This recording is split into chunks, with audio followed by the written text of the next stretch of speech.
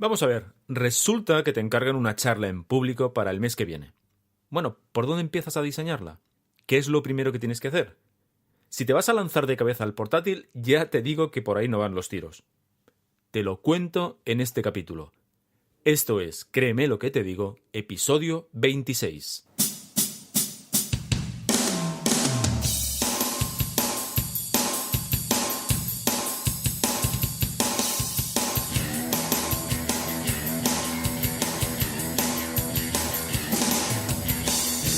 Bienvenidos y bienvenidas a Créeme lo que te digo, el podcast dedicado al mundo de la persuasión en el que voy a explicarte todo lo que tienes que saber para influir, convencer, inducir o inclinar opiniones a tu favor. ¿Quieres saber cómo ser más convincente? ¿Quieres aprender a debatir y discutir sin generar conflictos? ¿Quieres saber cómo hablar en público como un auténtico profesional? Y además, ¿te gustaría aplicar todo esto en tu vida personal y profesional? Si es así, créeme lo que te digo, es el lugar apropiado. Yo soy Óscar Fernández Orellana y te voy a acompañar en esta aventura en la que conocerás los misterios, técnicas y trucos para llegar a ser un auténtico maestro de la persuasión. ¿Estás listo? ¡Comenzamos! Bienvenido, bienvenida a una nueva edición, a un nuevo programa de Créeme lo que te digo, el podcast donde nos ocupamos, donde hablamos, donde descubrimos cositas, truquitos, herramientas sobre el mundo de la comunicación persuasiva. Por cierto, jamás en una comunicación en público digas cositas, truquitos, herramientitas, porque queda muy mal. Es una licencia que yo me he permitido para la introducción de este programa, pero no lo hagas jamás, queda fatal.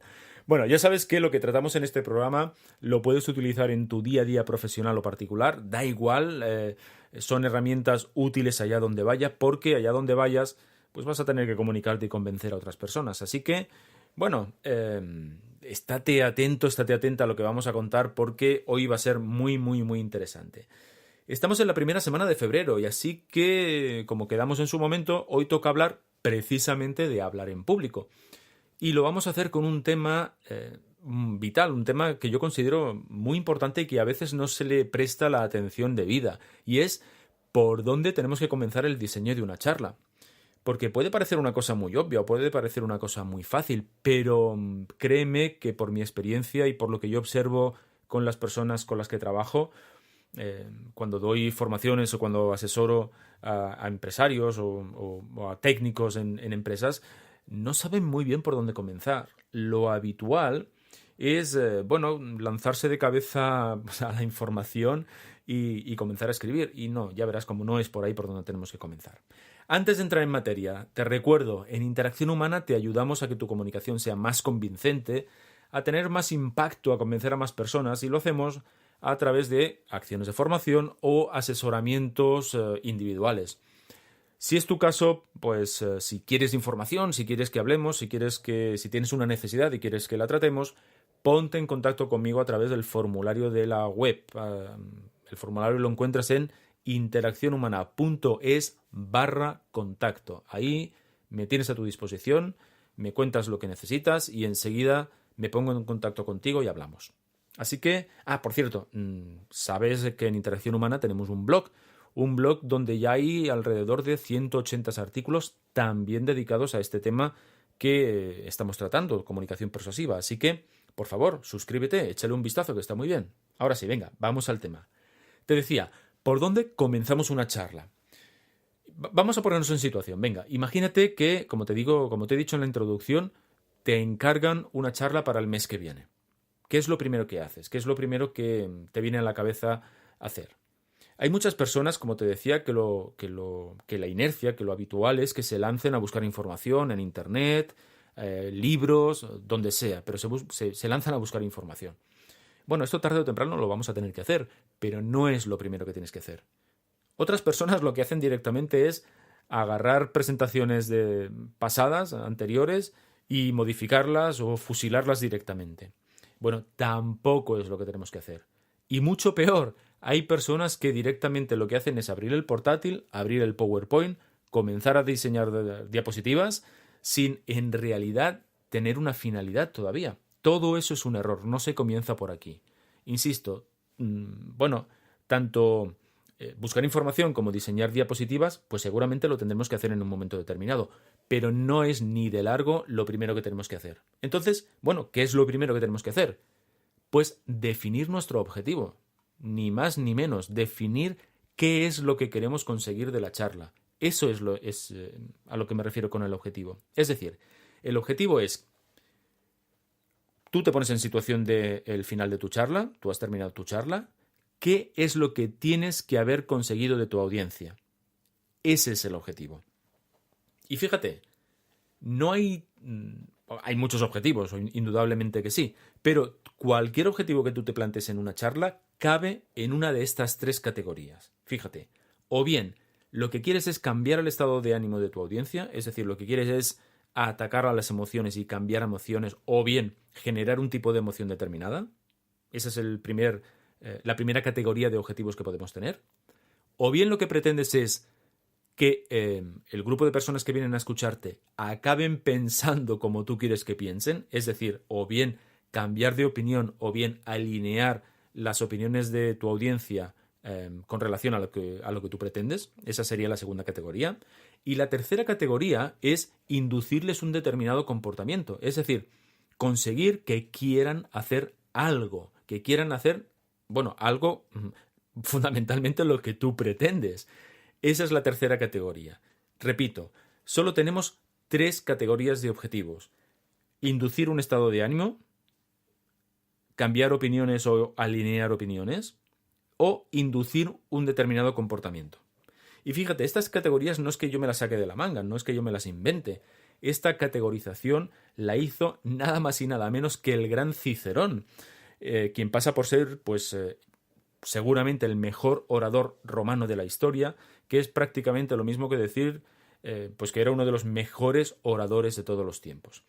De hecho, fíjate, un día de estos dedicaremos el capítulo del podcast, a comentar alguna de las obras clásicas sobre retórica más importantes, porque creo que es importante comentar este tipo de cuestiones. También dedicaré, por cierto, un episodio a hablar de la historia de la retórica. No te asustes, no voy a hacer un episodio enciclopédico. Simplemente considero que es importante conocer por qué y dónde y sobre todo por qué en este orden surge la retórica, porque es algo muy curioso, muy importante y que tiene mucho que ver con el momento político en donde surgió. Ya verás que tiene mucha relación con esto. Me pierdo, vuelvo al caso que nos ocupa hoy. Venga, vamos a poner un caso. Ya habíamos hablado de que te encargan una charla.